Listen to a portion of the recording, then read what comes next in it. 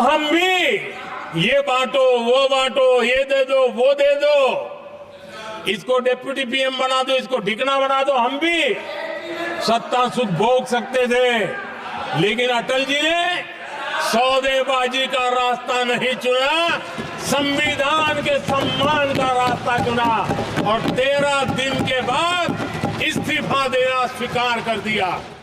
तो ये वो शब्द हैं प्रधानमंत्री नरेंद्र मोदी के जो आज उन्होंने संसद में कहे। और इस बयान के साथ हम आपको ले चलते हैं 1996 के उस दौर में, जब भारतीय राजनीति में ऐसा अध्याय लिखा गया जो सत्ता की बाजीगरी नहीं बल्कि सिद्धांतों की मिसाल बन गया। कहानी है अटल बिहारी वाजपेयी की 13 दिन की सरकार की।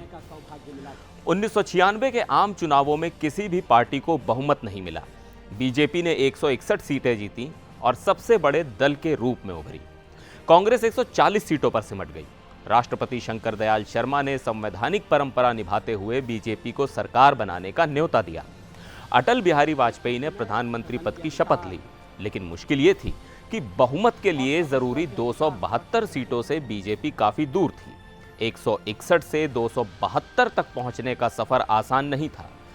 प्रमोद महाजन और जसवंत सिंह जैसे बीजेपी के धाकड़ नेता संख्या जुटाने में लगे, लेकिन बाबरी विवाद के चलते बीजेपी की छवि पर सवाल थे।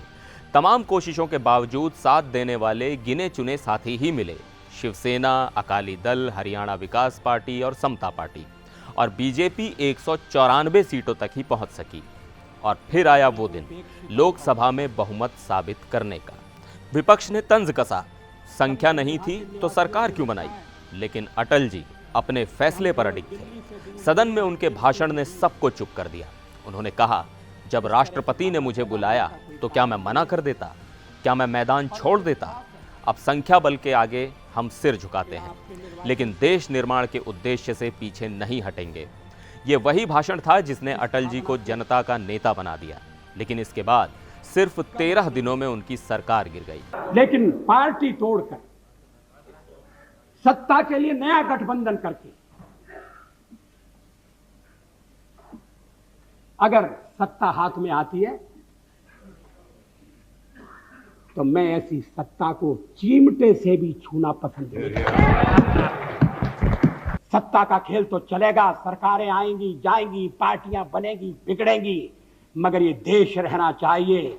इस देश का लोकतंत्र अमर रहना चाहिए। हमारी शुभकामनाएं आपके साथ हैं। हम अपने देश की सेवा के कार्य में जुटे रहेंगे।